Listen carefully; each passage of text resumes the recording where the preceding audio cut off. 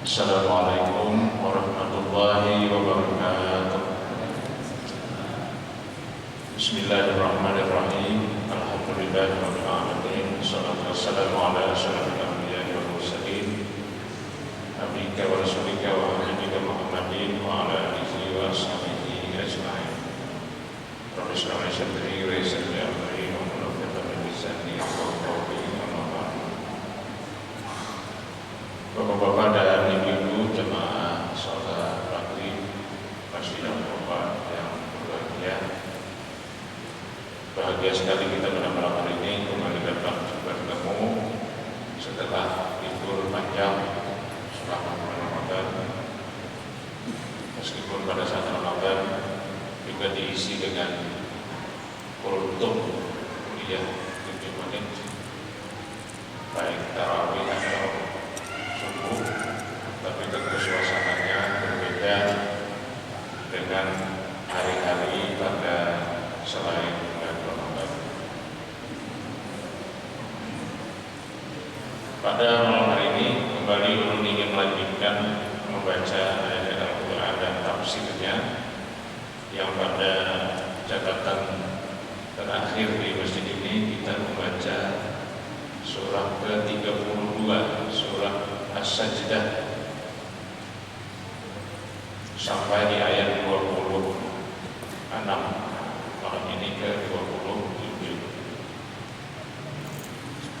Dinamai surah ini dengan surah As-Sajdah antara lain karena di dalamnya ada sujud tilawah. Tetapi lebih daripada itu, di dalamnya juga banyak ayat yang meniscayakan kalau dipahami dengan mendalam, manusia harus sujud kepada Allah Subhanahu wa taala, harus tunduk kepada Allah. Nah, misalnya ayat 27 ini, A'udzubillahi minasyaitonirrajim, awalam yarau, dan apakah mereka tidak melihat dan memperhatikan anna nasuqul ma'a ilal ardil juruzi, bahwa kami menghalau awan yang mengandung air ke bumi yang tandus, baik karena ulah manusia maupun karena terjadinya kemarau panjang. Fanukhriju bihi zar'an, lalu kami keluarkan dari kedalaman tanah, yakni tumbuhan dengannya, yakni dengan air hujan itu, zar'an, tanaman-tanaman serta rerumputan, ta'kulu minhu an'amuhum wa anfusuhum afala yubsirun, yang darinya dapat makan binatang-binatang ternak dan mereka sendiri pun dapat makan. Afala yubsirun, maka apakah mereka tidak memperhatikan bahwa siapa yang kuasa melakukan itu, kuasa pula menghidupkan dan yang telah terkubur di dalam perut bumi. Jadi ayat ini memiliki dua hal. Yang pertama adalah penegasan bahwa Allah mampu menghidupkan sesuatu yang terbenam di dalam bumi, yaitu manusia. Karena salah satu dari misi Al-Quran adalah ingin meyakinkan bahwa ada kehidupan setelah mati. Nah, yang kedua, Allah ingin menjelaskan bahwa yang kita makan dan juga dimakan oleh binatang-binatang peliharaan kita itu adalah juga dari hasil bumi, yang pada bumi itu diturunkan hujan, lalu tumbuhlah tanam-tanaman. Nah, kedua-duanya ini tidak bisa dilakukan oleh manusia. Manusia hanya bisa memanfaatkan, tapi melakukan kepastian efek dari prosesnya tidak bisa. Misalnya, apakah setiap yang kita tanam akan tumbuh? Belum pastinya. Ahli tanaman itu selalu melakukan riset penelitian bagaimana agar padi misalnya tidak gagal panen. Nah, ternyata kan gagal panen. Nah, di wilayah Gambut, Kartanegara dan sekitarnya sudah 2 tahun gagal panen. Tahun ini mungkin tidak, kelihatannya agak subur tahun ini. Jadi itu menunjukkan bahwa manusia lemah dalam memastikan keberhasilan dari hasil-hasil pertanian. Meskipun manusia diberi kemampuan untuk terus melakukan inovasi, bagaimana caranya misalnya agar yang ditanam itu lebih cepat panen, itu terus dilakukan. Bagaimana sapat itu supaya benar, lalu jadi sapat siap kan? Nah, bagaimana jamu itu supaya ganal kan? Nah, sehingga dikirim dari Bangkok, artinya jamu Bangkok. Bagaimana ayam jago supaya kuat berkelahi? Kalau ayam Bangkok, semua dari Bangkok. Beras juga dari siap, beras siap kan juga di Thailand. Ya, itu artinya manusia diberikan akal pikiran untuk melakukan inovasi, melakukan perubahan. Tapi tetap semuanya itu adalah berkah dari rahmat dan kuasa Allah Subhanahu wa Ta'ala. Jadi kita itu bukan menciptakan, tapi kita itu hanya menjadikan. Nah, jadi dalam Al-Quran ada khalaqa, ada ja'ala. Khalaqa itu menciptakan, ja'ala menjadikan. Manusia bisa menjadikan, tapi tidak bisa menciptakan. Jadi kita itu hanya nyusun-nyusun saja. Nah, bisa tambah kapur ya, tambah ya jadi bubur kan. Nah, tapi kalau disusun lagi bisa tambah tulang taling, tambah santan, tambah gula hamal, tambah banyu, ya jadi pulang. Nah, itu kita menjadikan aja, susun. Tapi menciptakan tidak bisa. Nah, ayat 27 ini lebih kepada menciptakan. Allah menciptakan tanaman-tanaman dari bumi yang kepadanya Allah menggiring awan untuk diberi hujan. Kalau akhirnya kita bersyukur terhadap hasil tanaman. Tanaman membawa kita kepada kesyukuran. Alhamdulillah bisa makan ya, karena ada yang berumah. Jadi orang Bahari itu melihat anak-anak yang makan sembarangan, ada beberapa biji nasi yang keluar dari piringnya, itu orang Bahari marah. Ya Allah, di sini tahu sebiji nasi itu diperlukan waktu 1 tahun. Nah, Bahari kan setahun ambilnya, mengatamnya itu. Kemudian dilakukan inovasi penelitian oleh para ahli tanaman, lalu akhirnya sekarang muncul namanya benih unggul. Benih yang unggul maksudnya lebih cepat panennya. Nah, jadi itu ayat 27 ini.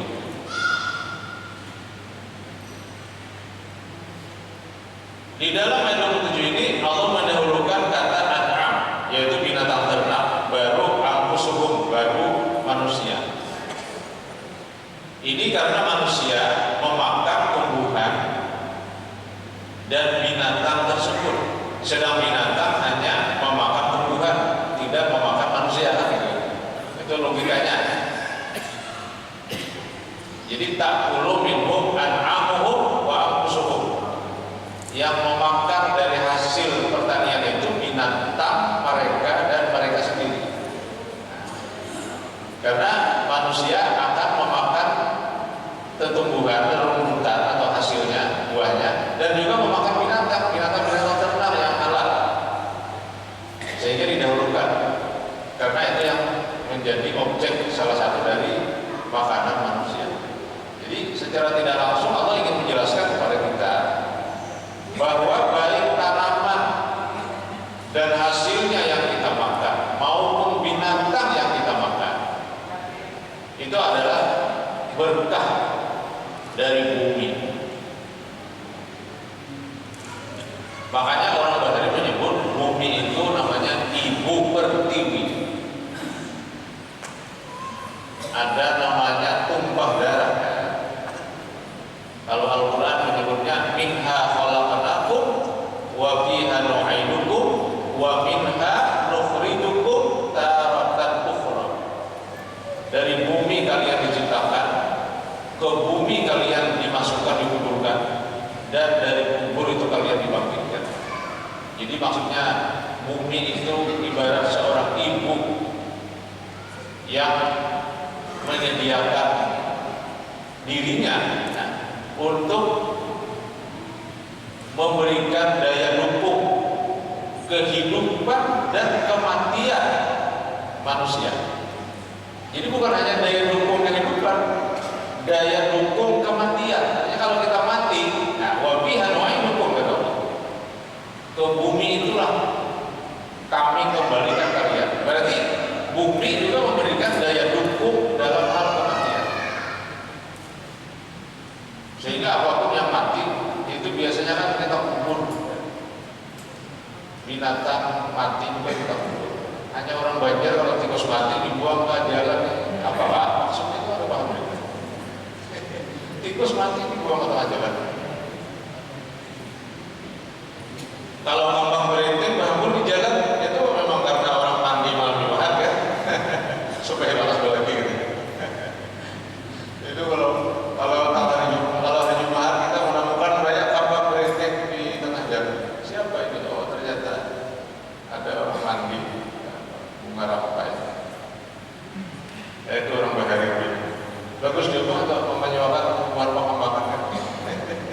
Jadi saya lihat kalau hari Kamis bukan pengembangan ini laku dia dijual kembang itu turunan jembatan Dewi itu kan ya apa namanya pasar Jumurong itu hari Kamis lebih banyak daripada hari lain ya, karena ada semacam keyakinan mandi kembang malam Jumat apalagi bulan purnama itu menyebabkan gadis-gadis itu nanti cepat dipinang orang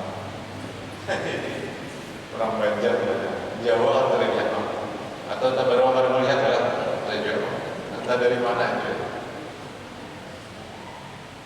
Jadi bumi itu menjadi daya dukung kehidupan dan kematian. Makanya orang yang punya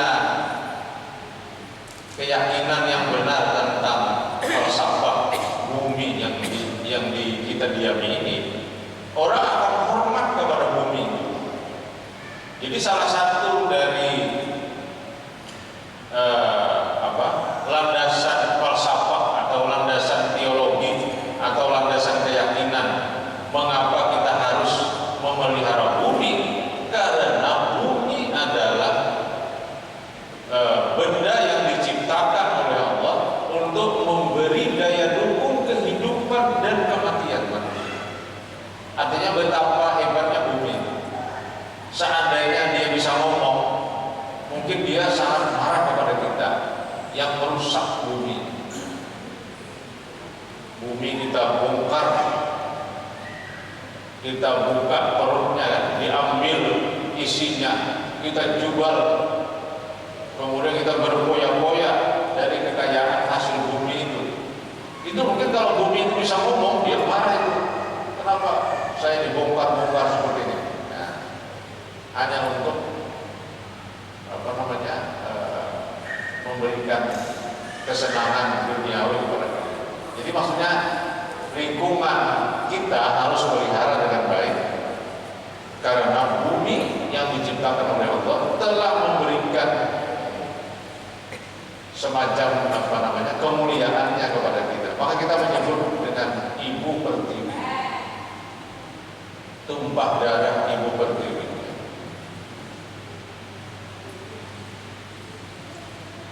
Maka di ujung ayat tadi, afala yubsirun, apakah mereka tidak merenungkan itu?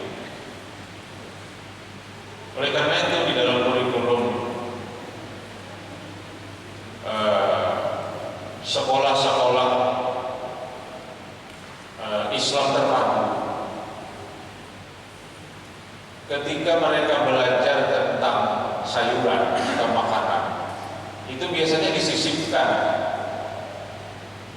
penjelasan bahwa makanan, sayuran, buah-buahan ini adalah hasil dari para petani yang mereka bekerja di sawah, di gunung, di ladang, dalam kesepian dan kesenyapan, dan tentu dalam pengorbanan di tengah terik matahari. Maka kita ini kepada anak-anak sekolah biasanya harus berterima kasih kepada mereka, kepada para petani yang telah berjasa menanam tanaman ini, dan kita kemudian bisa makan dari tanaman. Jadi ini untuk memberikan efek moral atau etika atau akhlak agar anak-anak bisa menghargai orang lain, terutama petani yang telah berjasa besar menanam tanaman. Karena itu kan penanaman moral, atau kalau dulu namanya pendidikan karakter. Nah, dulu kan pendidikan karakter. Pendidikan karakter itu ya seperti tadi.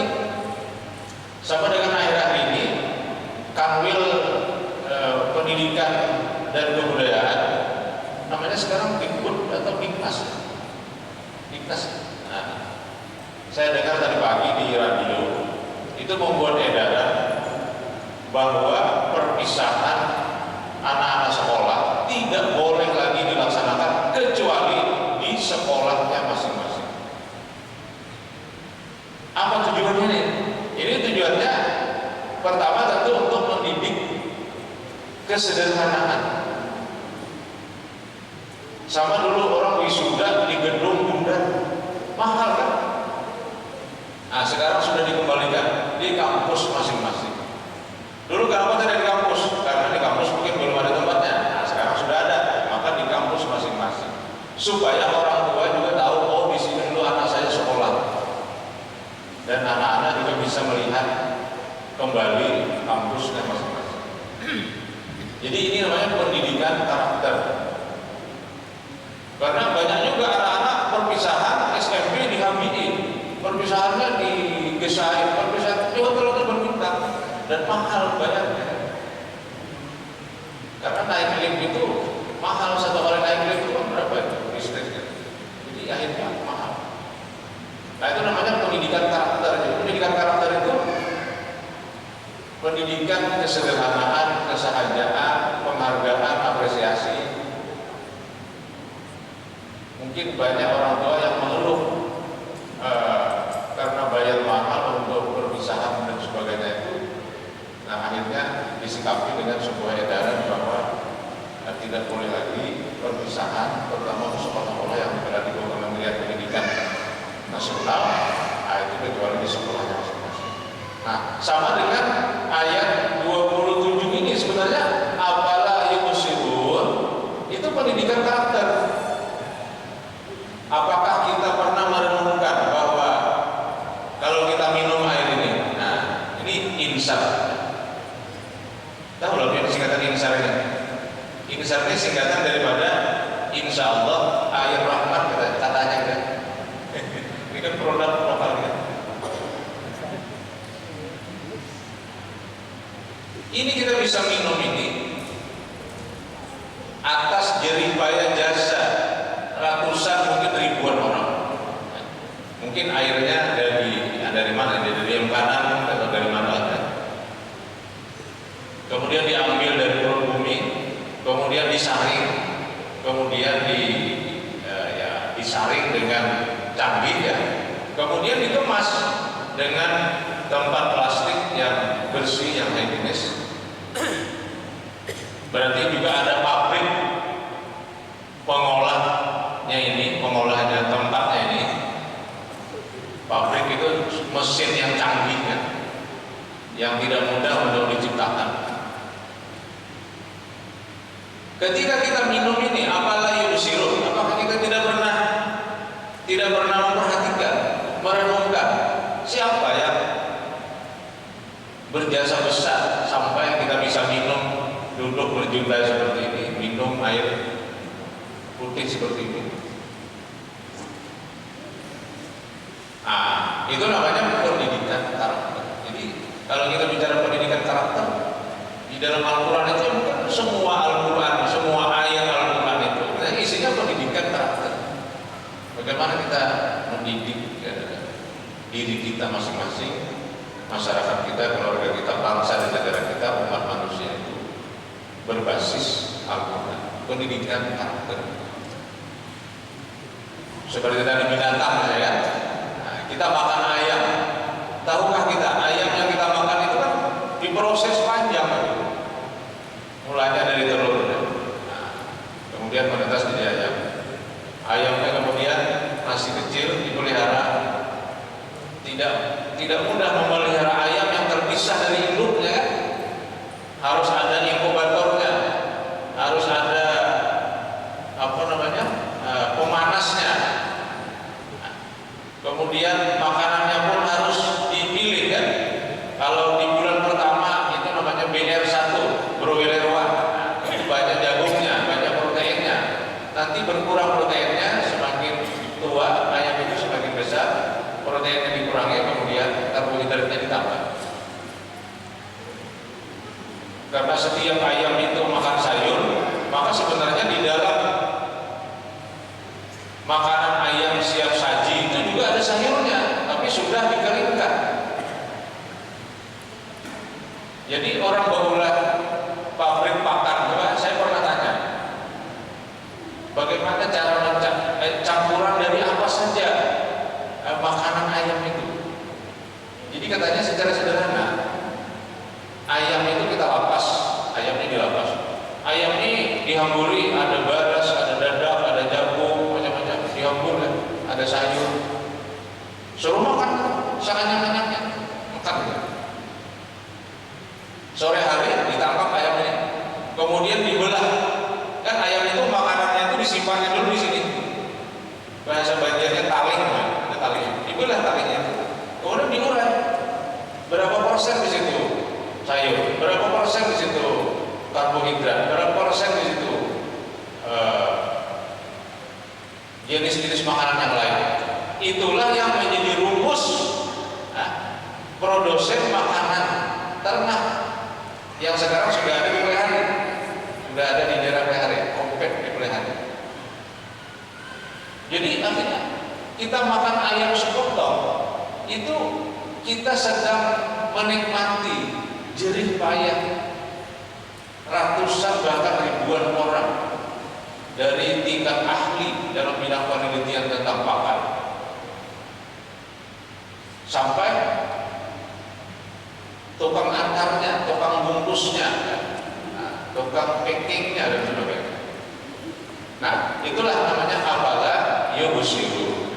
Afala yubsirun.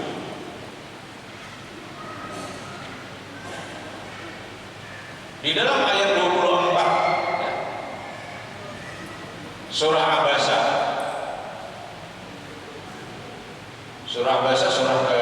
surah yang ada di juz ke-30 nomor 2 setelah nomor 3 ya. Pertama amma yatasalun, yang kedua wan-nazi'at, yang ketiga Abasa. Ayat ke-24 dalam surah Abasa itu bahkan secara tegas Allah menegaskan, "Fal yanzuril insanu ila ta'amih." Hendaklah manusia memperhatikan makanannya.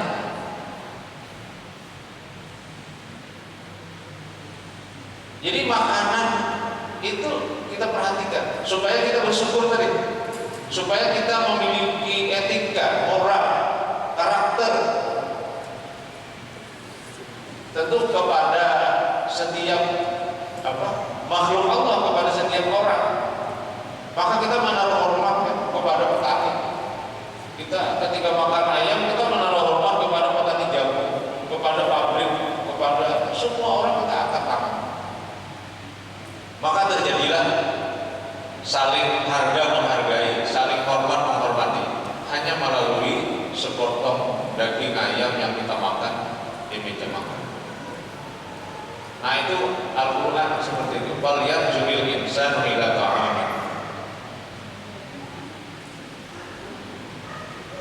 Dan ini seingat saya dijalankan pada kurikulum sekolah-sekolah Islam terpadu. Mungkin juga dilakukan oleh sekolah-sekolah yang lain. Karena biasanya sekolah-sekolah ini kan dia saling meniru kan. Dulu yang terdengar bacaan Al-Quran ketika kita antar anak itu hanya di sekolah-sekolah Islam swasta. Sekarang pagi Sabtu saya bersepeda ke Menara, masuk Menara, mengukur jalan Menara. Karena rumah saya di dekat Menara saja, jadi kalau naik sepeda itu Menara. Wah, itu di sekolah-sekolah dasar negeri yang di ujung-ujung itu saya dengarkan. Itu juga sudah dilantunkan ayat Al-Quran pada pagi hari pada saat anak-anak datang ke sekolah. Nah, saya bilang ini baru ini. Dulu tidak ada. Dulu di kampung-kampung itu anak-anak sibuk belanja. Pentol apa itu mainan pagi-pagi sebelum masuk sekolah itu belajar. Nah, ini juga masalah pendidikan ini. Kalau sebenarnya kalau mau dikelola dengan baik, banyak hal yang harus kita evaluasi. Karena semua itu akan berujung kepada karakter. Jadi kenapa kita ingin menyaksikan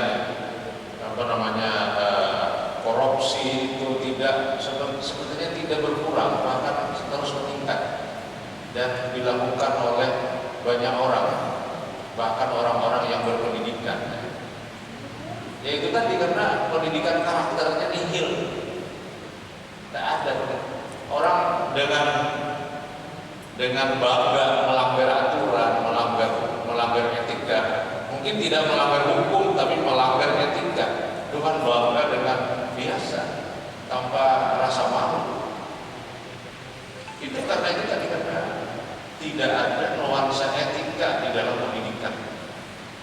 Yang kita kejar hanya nilai-nilai kuantitatif, matematik, tapi tidak mengejar karakter. Padahal hakikat dari pendidikan itu adalah karakter. Terbukti kan sekarang? Terbukti itu maksudnya sekarang ini kalau ingin mengejar nilai kuantitatif itu mudah sekali. Karena apa? Karena sumber belajar itu melimpah. Sekarang orang mau misalnya berpidato, judulnya hari kelahiran Kartini, ambil aja HP. Nah, kemudian kita ketik pidato kelahiran Kartini. Nah, keluar dia Jadi hal-hal yang sifatnya kognitif, hal-hal yang sifatnya pengetahuan sekarang ini seperti sudah begitu murah. Maka berarti apa yang diperlukan sekarang ini? Yang diperlukan adalah karakter. Yang diperlukan adalah pendidikan karakter. Dulu pondok pesantren itu adalah lembaga pendidikan mungkin kelas 10. Masuk akal di sini kekaramatannya ampe, masuk akal di sini ampe, di sini ampe. Jadi jangan kita antar pondok pesantren aja. Nah, padahal di virus nih, takkan menjadikan kita lawan. Antara ke pesantren, sekalanya kan ditahan juga, dan guling juga. Sekarang orang tua sudah mulai paham. Oh, ternyata pesantren terlepas dari berbagai kekurangannya ya, pesantren itu salah satu keunggulan pesantren itu adalah pendidikan karakter melalui keteladanan seorang kiai yang setiap hari, setiap saat ada bersama santri.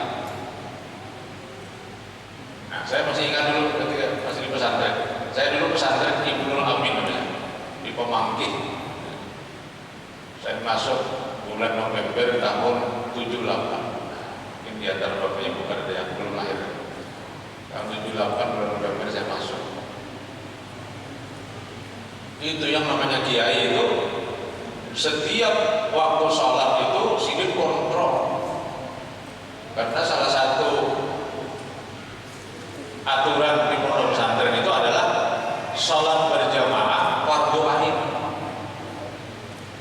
Kalau di luar pesantren kan mungkin sunnah muakkadah atau fardu kifayah, di pesantren itu ditingkatkan hukumnya menjadi fardu ain.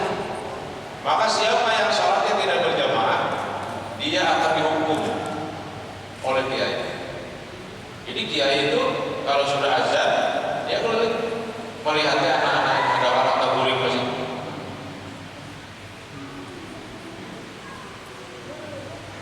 Dua 24 jam kiai bersama santri.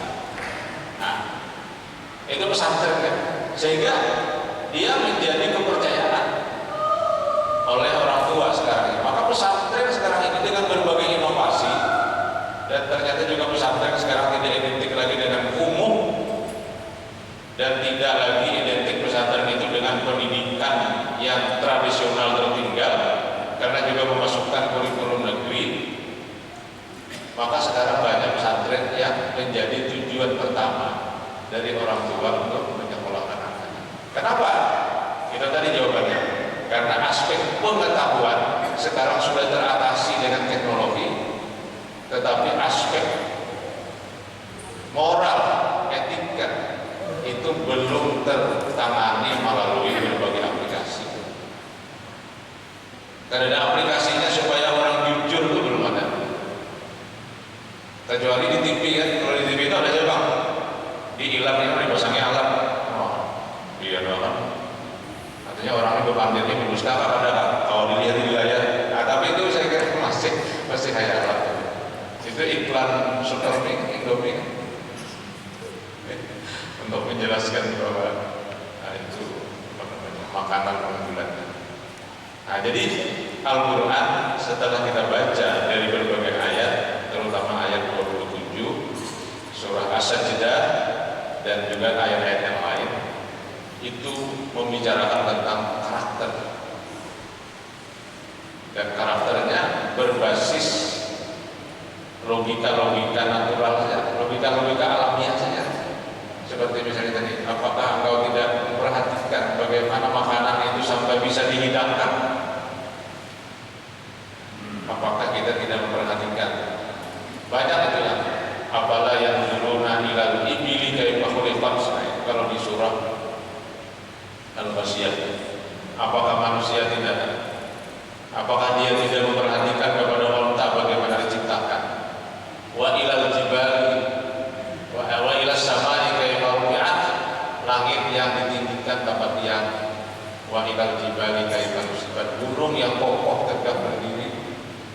Wa ilal ardi kaifa sulihat. Dan kepada bumi yang datar. Jadi kenapa kok empat aja itu? Pertama tadi unta, kedua langit, ketiga gunung, keempat bumi yang datar. Nah, karena dulu ayat itu turun di Mekah. Di Mekah itu memang dilihat aja unta, langit, gunung, lawan tanah. Seandainya Quran itu turunnya di Banjar, ya mungkin sungai, pasar terapung, tapi tidak ada di situ. Sehingga apalah yang zuluna ilal ibili. Jadi artinya kalau mereka itu makan onta, kan onta kan juga bisa dimakan. Maka mereka harus berpikir, onta ini diciptakan dari apa? Oh, dia dipelihara oleh masyarakat. Oh, dia memelihara ini harus memenuhi makanannya. Makanannya dari mana? Nah, itu menjadi bagian-bagian mata rantai renungan-renungan kita. Kemudian wa ila samai kaifa rufi'at, langit yang ditinggikan. Mereka menjadikan langit sebagai bagian dari pedoman dalam kehidupan, terutama untuk menentukan arah, untuk menentukan musim dan sebagainya. Orang-orang Arab Jahiliyah itu sangat fasih untuk menetapkan musim, arah dan iklim ya, melalui langit. Dan itu senantiasa menjadi keseharian masyarakat Arab. Nah, sama dengan gunung, karena daerahnya bergunung-gunung, dilihat kiri gunung, kanan gunung. Nah, kemudian yang terakhir wa ilal ardi kayyimasukihan. Fadzakir innama anta mudzakir. Maka berikanlah peringatan ya Muhammad kepada mereka, dan engkau adalah pemberi peringatan. Nah, itulah dia Al-Quran. Jadi sama dengan 5 ayat pertama dalam surah Al-Alaq itu juga berbicara tentang etika, berbicara tentang moral. Iqra bismi rabbikal ladzi khalaq, khalaqal insana min 'alaq. Iqra wa rabbukal akram alladzi 'allama bil qalam, 'allamal insana ma lam ya'lam. Itu juga ajaran moral.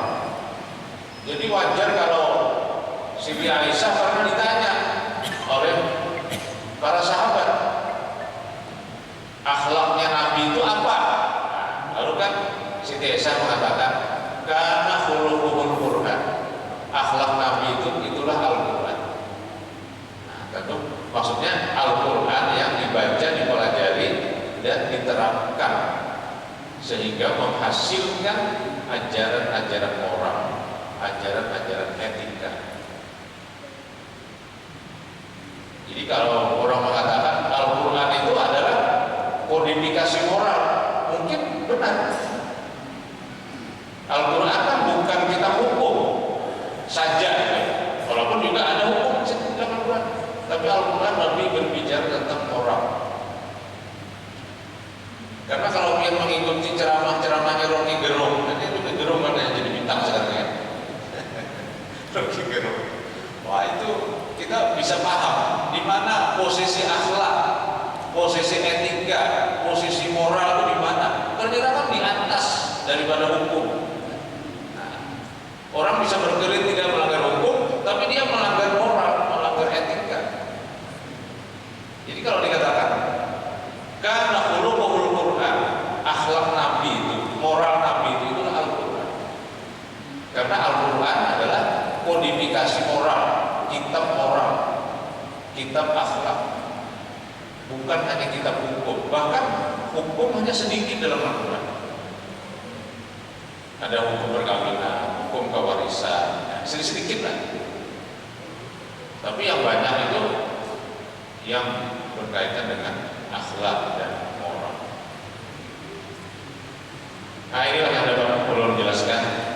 Katanya malam ini merupakan pengajian utama di setelah Ramadan. Mudah-mudahan semangat kita untuk belajar memahami ayat Al-Quran terutama itu semakin tumbuh ya, terutama melalui kajian-kajian para ustaz dari berbagai latar belakang. Jadi semakin banyak ustaz itu semakin baik sebenarnya. Semakin banyak pilihan-pilihan kita bisa memahami agama dengan berbagai sumber. Hadanallahu wa iyyakum ajma'in. Subhanaka rabbana wa bihamdika asyhadu an la ilaha illa anta astaghfiruka wa atubu ilaik. Assalamualaikum warahmatullahi wabarakatuh.